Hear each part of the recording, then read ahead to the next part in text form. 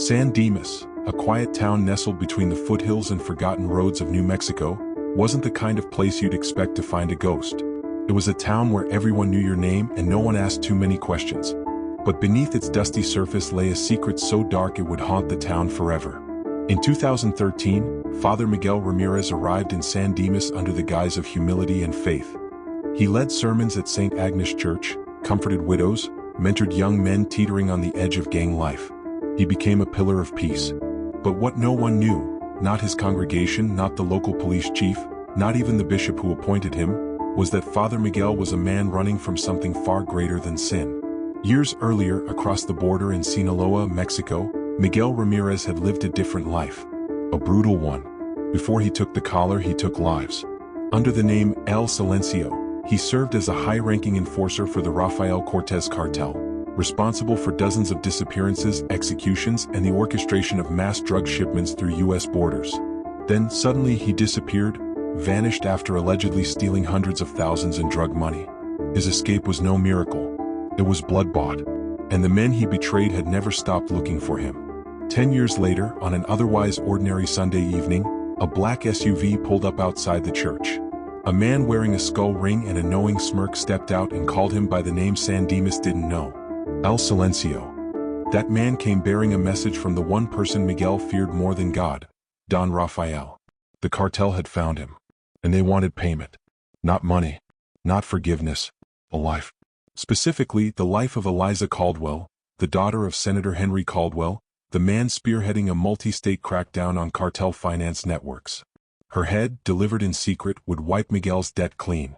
Or they promised San Dimas would burn. Eliza Caldwell wasn't just the daughter of a politician. She was a firebrand, a tech-savvy strategist behind her father's campaign and the architect of several bills targeting foreign cartel finances and political corruption. She was young, fierce, and outspoken. And for the cartel, she was becoming a problem. Miguel followed her movements under the guise of penance. Surveillance became obsession. From the university library to the cafe near Capitol Hill, he watched her from shadows. But the longer he watched, the more conflicted he became. She reminded him of his younger sister, a casualty of a life he could never take back. Her voice echoed in his conscience. Her face began appearing in his prayers. But something about Eliza didn't sit right. She was always looking over her shoulder. She met with strangers, passed encrypted drives, wiped her phones. She wasn't just a politician's daughter. She was hiding something too.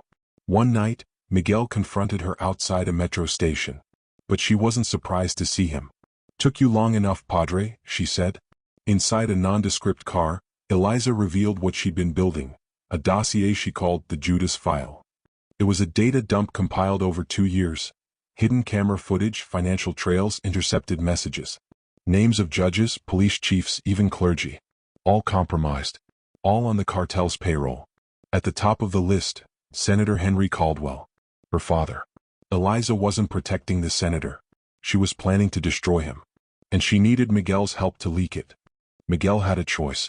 He could deliver Eliza to the cartel and walk away clean, or he could help her expose the Judas File and unravel a criminal network stretching across borders and into the highest levels of American power. But the cartel wasn't patient. Another call came. "One day left, Padre. Or your church burns, with everyone inside." Miguel knew what he had to do.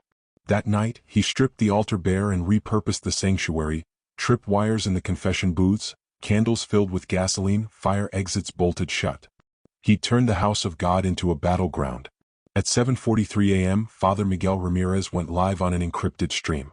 Viewers around the country watched a trembling priest reveal a secret double life, the murders, the bribes, the betrayal. And then he released the Judas File. It was an explosion without dynamite. The fallout was immediate. Multiple federal raids. A wave of arrests. Senator Caldwell's resignation. 3 cabinet members investigated. The media dubbed it the largest exposure of cartel influence inside U.S. borders. But the cartel came fast. 3 armed men stormed the church within the hour. Eliza was inside with a pistol, but Miguel stepped forward. In the firefight that followed, he took down 2. The third shot him in the abdomen. Eliza dragged him behind the pulpit, sobbing. He bled out beneath the cross he once preached under. With his final breath, he whispered, "Tell them. I finally did something right." Miguel Ramirez's body was buried without ceremony. His tombstone bears no name. Eliza Caldwell entered witness protection. The Judas file continues to be used in investigations nationwide. San Dimas rebuilt, but it never forgot. And behind every quiet church door, there's always the question, who is your priest really running from? This was the confession of Father Ramirez. And this is Faceless Reports.